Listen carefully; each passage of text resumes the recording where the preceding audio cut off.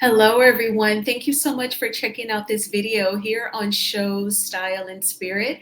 I am Ebony, and as you can see from the title of this video and the visual on your screen, we have to talk about Apollo Nida, his twin, his adult son. And not only is this news, not only is it newsy, but it's very heartwarming. I love how they presented it. It's right at the very end of this interview. It's more than an hour long, and it really touched my heart. And I knew that it was a blessing, but just the way that they did it and the way they, gave each other dap, it just really touched me. Now, before we get into it all, I ask that you please hit the like button on this video and please subscribe to the channel. And everything that I'm saying in this video is alleged and just my opinion. And the Copyright Act of 1976 says that my fair use commentary on these sound bites are allowed. Now, shout out to Apollo's son, T Cribb. The name of his YouTube channel is Any Second Podcast. Definitely go to Any Second Podcast here on YouTube to check out the interview in its entirety. Be sure to subscribe and hit the like button, and also share it if you like. So they definitely look alike, two handsome men, and they talk about a lot. They talk about Apollo's childhood and how he saw his mother abuse drugs, unfortunately. He did have a father figure. It was his uncle who was an engineer. He said that so because of his uncle, he did have some structure in the home. And he said that he met his biological dad when he was like 18 or 19. And although his uncle was around, he did get in trouble. We know that when we saw him go away to prison on The Real Housewives of Atlanta, that was his second time going to prison. And, according to Phaedra, when he went to prison the first time, it was a white collar crime. Racketeering was what she said. And we all know that Apollo is long-winded. If you've ever heard him talk, even Phaedra, I remember seasons ago in a confessional, she said, my husband, he wakes up and he's in a good mood and he's ready to talk. She was saying how she's the opposite in that way. It takes her a while to wake up. But Apollo is just like up and bouncy and ready to run his mouth.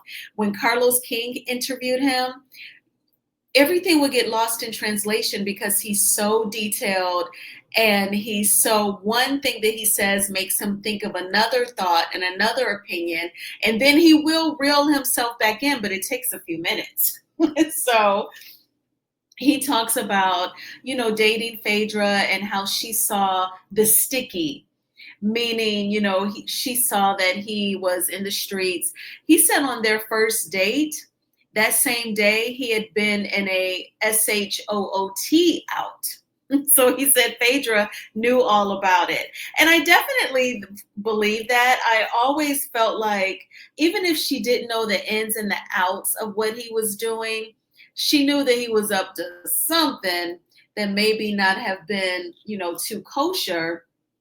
But he did say that Phaedra knew that he was in the streets. Now, he thought that his RICO charges were too much for Phaedra, so he retained a different lawyer. But he said that the person who testified against Apollo actually retained Phaedra. And he said that once the trial started, Phaedra recused herself. And he said that he thinks that Phaedra really felt salty that he did not retain her for his defense. He said that he thinks she was mad that, he didn't give the money to her, keep it in their household. So Apollo also said that, when you are in the streets, when you know that you're doing wrong, you have to have the mindset to be prepared to go away. You have to always think that, that could be somewhere where you will end up.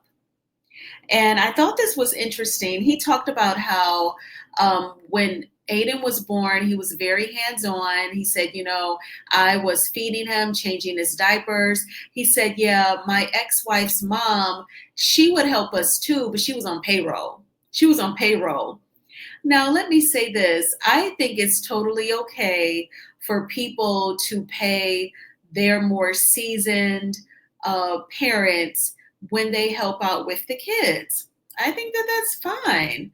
That's no joke. And I'm sure whatever you give them is cheaper than paying for a latchkey. I'm sure, I think there's nothing wrong with paying them for being so available because they could totally spend their time, especially if they're retired, doing something else. But I thought that was interesting that he would say that.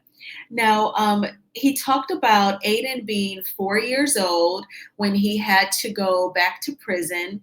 And he was explaining to him how he had to go away because he stole some money. And Aiden's reaction, I just said, oh my gosh. So he expresses to his adult son, T Cribb, what that was like. Let's check it out. Moment that I was like, wow, because that's the thing. You think about it. So I'm going 5.5 years. Like Aiden, I was there every day, change the diapers, you know what I'm saying, going to school, pick them up from school, her mom, she would come in and help us as like the nanny, but she was on payroll at the end of the day. It wasn't free. It's not free. I think she's still on payroll at this point. But to say the least, it's like I did my part. I felt like the 4 years, right? She was on a per diem. My Discover card, I pay for everything: milk, eggs, cheese, gas in the car, groceries, Kaiser, insurance, you name it. I'm carrying the whole load. You know what I'm saying? And it's cool. So when I go away during that time, Aiden, he really resonated with me. So he was like, "Daddy," he had a breakdown moment. He was like, "This is before you leave." Yeah, this is that day. Yeah. Okay. I was like, "Look, man, I just want to tell you something." So this is the thing. I don't lie to my kids. They're gonna get the raw, honest truth. I can't see myself doing that, And so I was like, "Hey, look," I said, when you go to timeout, you do something that you shouldn't do. You go to timeout. I said, "Daddy has to go to grown people's timeout." He's like, "What did you do?" I told him, I said, "I stole money from the bank." He's like, "Well, just give it back."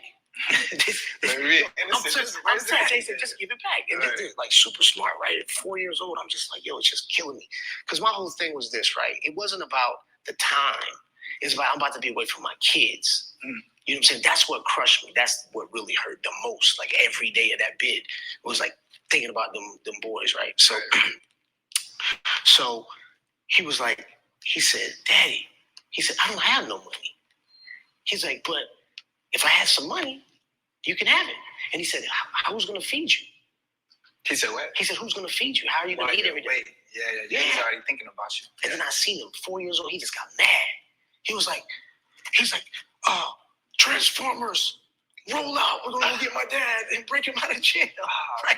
Man, it crushed me, man. That was something else. No, that's rough. I bet that was hard to let go. It was. For real. Yeah, that's rough. So I thought that was such a touching story. He is describing having to tell 4-year-old Aiden that he has to go to prison. He's done something wrong. He tells Aiden that he stole money from the bank. And the 4-year-old baby says, well, just give it back. He's using his brain. He's trying to be as analytical as he can as a 4-year-old. And that is pretty good, Aiden. And, he doesn't realize that life is way more complicated than that, especially when you've broken the law. And his son says, I don't have any money, but if I did, I'd give it to you. And who's going to feed you? He was very caring. Even at 4 years old, he's already thinking about, his dad and how he'll do. And then, he tried to summon Transformers.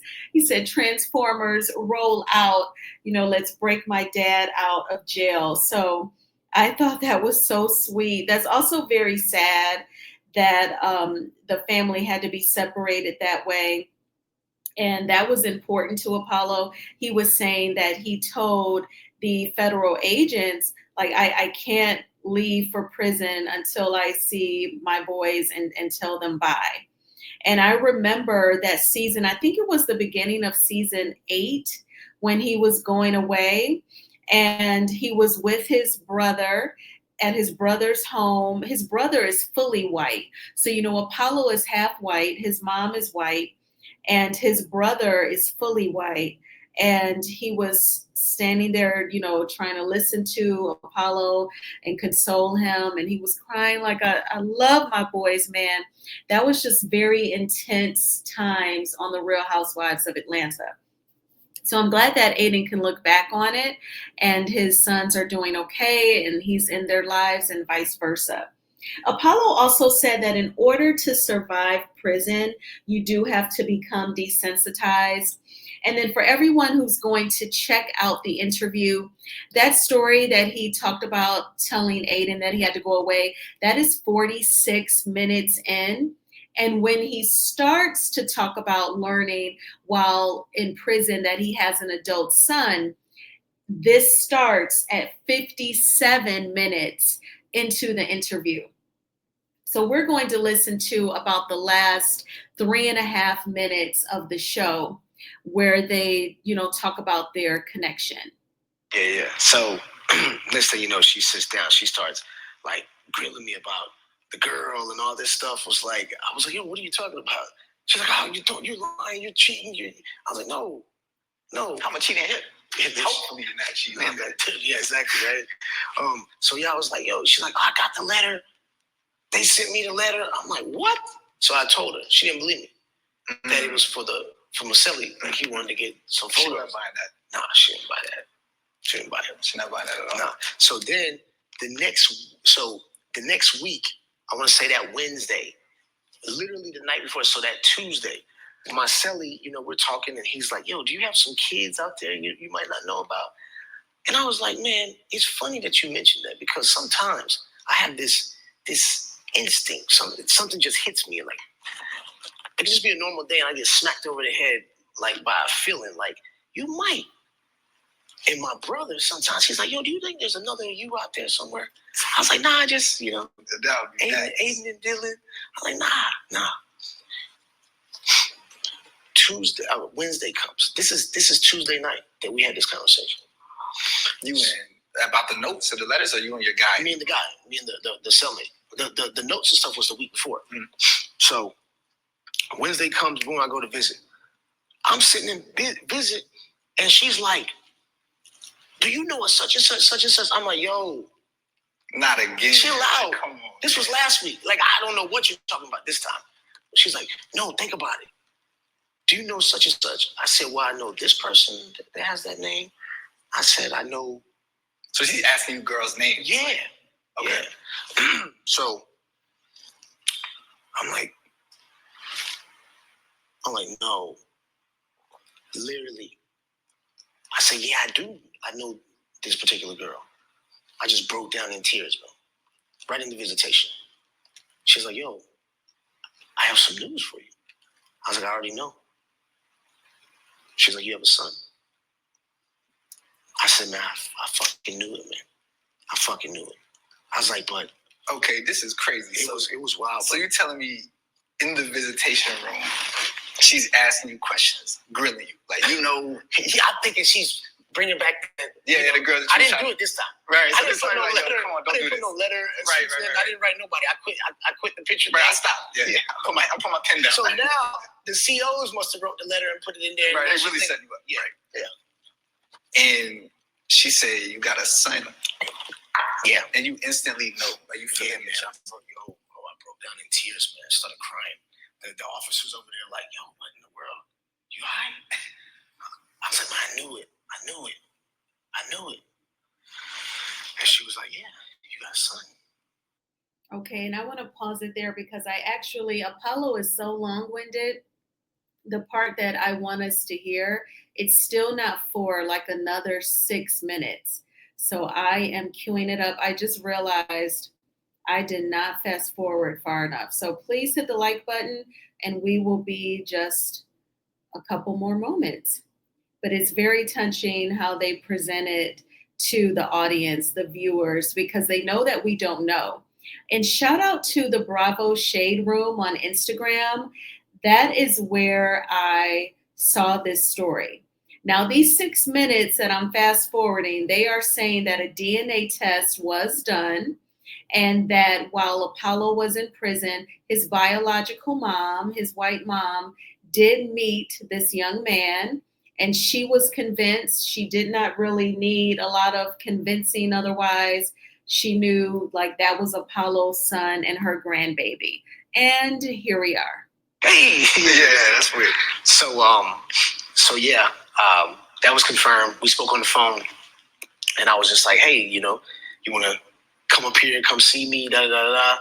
And he was like, yeah, how you doing? I said, you got to get on the visitation list. So the kid was pretty smart. So he went on the bureau's site, mailed in all the proper documents, and then next thing you know, I think he came with Shireen, winds up picking him up from the airport or whatnot. I don't even know if he ever been on a plane. Right. I think it was his first plane ride. And then, man, when he came into visitation, I was okay. So this is the date you about to meet this guy that you just come. First off, pop out of nowhere. You just confirmed you got a DNA test. Remember, I'm telling you, I always got smacked in the head with the premonition that something could be there. Yeah, God used to tell me all the time, son, you got a kid out here. Mm-hmm. But I'm like, that's bogus. Yeah, that's bogus. Yeah. So, with that understanding, it's the first day you about to meet him in the flesh. What in the world is going on in your mind? Well, are you still skeptical? Because at the time, it's still like, I kind of like, this is wild. Like, this is a prank. Like, now I'm just rolling with it, man. I needed some excitement. True. I'm in jail. I got it. Like, might as well spice it up a little bit. Yeah, now it's like, man, okay, And the guy comes to the visit, man. And when I seen him, I was just in awe, man. For real. I broke down crying again. I gave him a hug. I was just like, so you've seen it, like as soon as you seen it. Yeah, man. I did. I was like, whoa, this is something else. This is right. This was, dude. Yeah, it was definitely a shift. I was like, shit. You got a lot of explaining to do. Or maybe he does. I don't know. Somebody's got to tell me something here, because this is weird. You know what I'm saying? You're telling me, so you see him and you're crying. Yeah. Is he emotional as well? He didn't break down crying. Like, I think he was maybe a little emotional, but he was holding it together. I don't know what he was going through, but I'm sure he was definitely, there was a lot of things going on, I'm pretty sure. Okay, so you see this kid, you talk to this kid, you see him. Do y'all still speak to this day? What's the communication like all the way up to this point? Oh yeah, we're locked in. You're locked in. Oh yeah, me and him is locked. Because we don't see this guy anywhere. Like, what's going on? Yeah, we're locked in, like two peas in a pod. So it was cool though, because like when I came home, we build the bond, right? So we're doing all that stuff, talking on the phone every day, whatnot. Sometimes there's a disconnect. Sometimes, you know what I'm saying? It's just because life goes. But I mean, we're locked in. We're pretty locked in, man. So you call this man right now? Oh yeah, right now. Well, pull up on you. Yeah. Okay, for sure. So, with all of that going on, it's a lot of moving pieces. When's the last time you spoke to this person? Well, I mean, you really want to know? Yeah, no, like for real. I'm speaking to him right now. What do you mean? I'm speaking. You're the guy. Oh, what you mean? You're the guy. Yeah. Well, nobody gonna tell me I'm interviewing my father today? Man. Y'all wasn't gonna say nothing? What you mean? Yeah, and just like that. Yeah. That's how it's done. You're speaking to him right now. Yeah. How you doing, man? I'm doing good. Love you. Love you too. Thanks for reaching out. Absolutely. Yeah. It had to be done. Definitely. It's been a hell of a process, right? A hell of a process. Crazy process. So, ladies and gentlemen, that's a lot on your plate. I'm sure you guys have a lot of questions, and we have a lot of answers for you. So, you guys stay tuned. And until next time, y'all stay up. Y'all be great. Okay, so that was so sweet. The interviewer, his son, T Cribb, he's asking Apollo questions as if he is strictly the interviewer, strictly the journalist. He has no connections or ties. And it was great storytelling. So had I never saw this on Instagram, I would have been watching this interview and I would have been like, oh my gosh, that's his son. So I saw it on Instagram. I shared it on my IG stories, and I could not wait to watch this interview this evening. And mentally, I prepared myself because, I've watched Apollo on TV for several seasons now. And like I said, Phaedra said in one of her confessionals, her husband loves to start talking right in the AM as soon as he wakes up. And I know he's very detailed. So I definitely enjoyed it. And I was multitasking. I was like fixing dinner and then eating dinner and then cleaning up the kitchen, all while listening. And I would come back to the table and take notes. So I'm so glad that their paths crossed. I'm sure that this was a lot of positivity for Apollo while he was in prison. And his family has expanded. Now he has three sons. As I was listening and washing dishes, I was like, Apollo, he has to, get pictures taken with all three of his sons. I think that is so beautiful, and they are twins. They're definitely father and son. So I thought that this was wonderful, and I'm just very happy for them. What did you think about this news with Apollo having an adult son? If you checked out the podcast episode, what did you think of it? Kudos to T Cribb. Excellent job at interviewing. You did a wonderful job. I could tell that you were prepared. You pre-produced. You knew how you wanted the interview to go, and you knew how you wanted the ending to be. So kudos to you. Again, the name of the YouTube channel is Any Second Podcast, and you can follow T Cribb and Apollo over on Instagram. I thank you all so much for checking out this video. Please hit the like button on this video and please subscribe to the channel. And again, I hope that you all had a wonderful Wednesday. Earlier this evening, I did a video about Halle Bailey and DDG, the custody battle over Halo. It has gotten so dirty with several text messages attempting to expose Halle Bailey as not mentally sound. And the mother has also submitted a declaration to the court accusing Halle Bailey of placing pet-style air tags in Halo's diaper bag as well as on DDG's car. So be sure to check out that video as well. And I will talk with you all soon. Bye.